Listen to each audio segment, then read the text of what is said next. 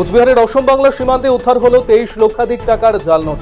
শুক্রবার রাতে বক্সিরহাট পুলিশের অধীন শঙ্কোশ এলাকায় অসম নম্বরের একটি গাড়িকে পাকড়াও করে তল্লাশি চালায় বক্সিরহাট পুলিশের একটি দল। সেই গাড়ি থেকে উদ্ধার হয় প্রচুর পরিমাণে জাল 500 টাকার নোট। সেই সঙ্গে বাজেয়াপ্ত করা হয়েছে 46টি আসল 500 টাকার নোটও।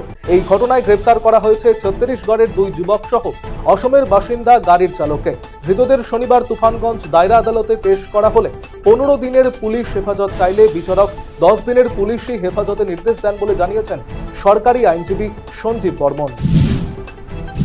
কোচবিহারের মারুগঞ্জে ব্যবসায়ীকে কুপিয়ে খুনের ঘটনায় গ্রেপ্তার হলো মূল অভিযুক্ত। শুক্রবার রাতে মারুগঞ্জ এলাকা থেকে অভিযুক্ত যুবককে গ্রেপ্তার করে পুলিশ।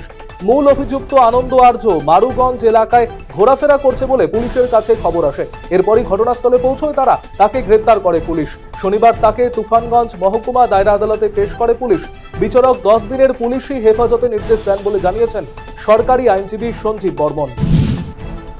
বিধ্বংসী আগুনে ভস্মীভূত হলো বসতবাড়ি। এই ঘটনায় ব্যাপক চাঞ্চল্য ছড়ালো মালদার রতুয়ার 2 নম্বর ব্লকের পরানপুর অঞ্চলের চাঁদপুর গ্রামে। স্থানীয়দের দীর্ঘক্ষণের প্রচেষ্টায় আগুন নিয়ন্ত্রণে আসে। আগুনের তীব্রতায় ঘরের সমস্ত সামগ্রী সহ ওই বাড়ি পুড়ে যায় বলে জানা গিয়েছে। মূলত বাড়ির ওপরে থাকা ইলেকট্রিক তার থেকে এমন অগ্নিকাণ্ডের ঘটনা ঘটেছে বলে জানা গিয়েছে। ঘটনাস্থলে যান পুলিশ কর্মী এবং প্রশাসনিক আধিকারিকেরা। এই ব্যাপারে প্রশাসনের কাছে সহায়তার আর্জি ক্ষতিগ্রস্ত পরিবারের সদস্যদের। ভয়াবহ অগ্নিকাণ্ডের ঘটনায় ব্যাপক চাঞ্চল্য মালদার গাজলের কৃষকদের মধ্যে। শনিবার দুপুরে হঠাৎ করে গমের জমিতে আগুন লাগার ঘটনায় প্রায় 150 বিঘা জমির ফসল পুড়ে ভস্মীভূত হয়ে যায়। জানা গিয়েছে পদমপুকুর গ্রামে প্রথমে গমের জমিতে আগুন লাগে। দমকা হওয়ায় সেই আগুন ছড়িয়ে পড়ে বাবুপুর অঞ্চলের ইকরাবাড়ি গ্রাম এলাকায়।